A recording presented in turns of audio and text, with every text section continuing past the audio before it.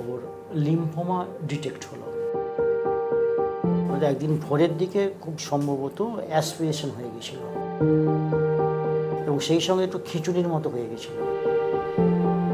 Cardiac arrest হয়েছে। তো cardiac arrest হবার সময়তে আমরা তো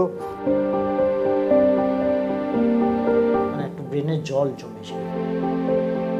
ও এখনো পর্যন্ত ওই বিছানাতেই রয়েছে, কথাবার্তাও বলতে পারে না, হাঁটাচলাও কিছু করতে পারে না।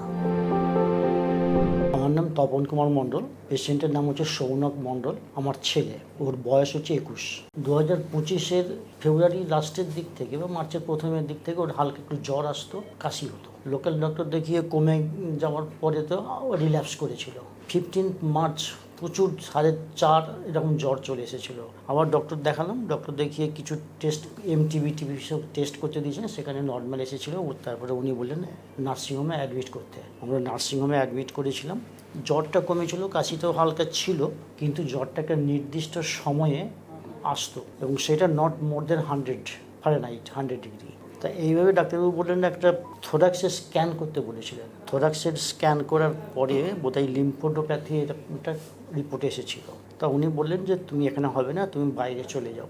আমরা ওখান থেকে সঙ্গে সঙ্গে চেন্নাই হসপিটালে গেছিলাম। ওখানে হোল বডি চেক আপ করার পরে সমস্ত হিস্ট্রিটা বললাম।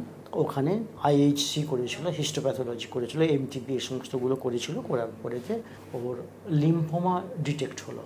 উনি বললেন যে কয়েকটা কেমো নিলেই ভালো হয়ে যাবে এবং 2টো কেমো আমরা ওখানে নিয়েছিলাম। দেওয়ার পরে যেটা স্বাভাবিক কেমোর এফেক্ট হয় সেটা হচ্ছিল। একদিন ভোরের দিকে খুব সম্ভবত অ্যাসপিরেশন হয়ে গেছিলো। আমরা লোকাল আরামবাগ হাসপাতালে ভর্তি করেছিলাম এবং সেই সঙ্গে একটু খিচুড়ির মতো হয়ে গেছিলো। হাসপাতালে যাওয়ার পরেতে অবস্থাটা আরেকটু খারাপ হয়েছিল, আরেকবার ওরকম খিচুড়ির মতো হয়েছিল। সঙ্গে সঙ্গে ওকে ভেন্টিলেশনে দেওয়া হয়েছিল। ভেন্টিলেশনের যেটা 3rd ডে বিকেল 5টার সময় আমরা ভিজিটিং আওয়ার্সে গেছিলাম, তখন ও রেসপন্স করেছিল খুব ভালো। আনফর্চুনেটলি সেই দিন রাত্রিবেলাতেই প্রায় 9টা সাড়ে 9টা নাগাদ ডাক্তারবাবু ফোন করলেন ওখান থেকে যে ওর কার্ডিয়াক অ্যারেস্ট হয়েছে। তো কার্ডিয়াক অ্যারেস্ট হবার সময়তে আমরা তো একরকম ধরুন দিশেহারা হয়ে গেছি। তারপর ওখানেতে প্রায় 18 দিন ওখানেই ছিল।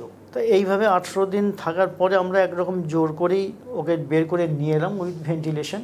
কলকাতা হসপিটালে আমরা ভর্তি করেছিলাম। দিয়ে ওনার তো তৎপরতার সঙ্গে যা যা করার করেছেন, সেই দিনই সিটি স্ক্যান করেছিল। পরের দিনই ওর MRI করেছিল এবং MRI করার পরে ওর দেখা গেছে হাইড্রোসেফালাস, একটু ব্রেনের জল জমেছিল। ওখানে ওরা 3 দিন CSF করেছে। প্রথম দিন 30 ml, দ্বিতীয় দিন 30 ml, কিন্তু তৃতীয় দিনে এই মাত্র 8 ml বেরিয়েছিল, আর বেরোয়নি। তো তারপর নিউরোসার্জেনের সঙ্গে ওনার রেফার করলেন। নিউরোসার্জেনের সঙ্গে কথা বললাম।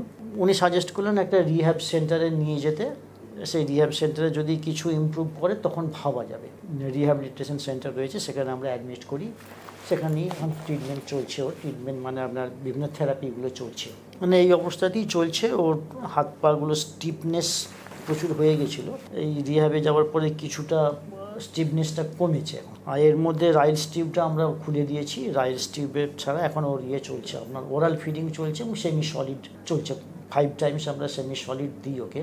ও এখনও পর্যন্ত ওই বিছানাতেই রয়েছে, কথাবার্তাও বলতে পারে না, হাঁটাচলাও কিছু করতে পারে না।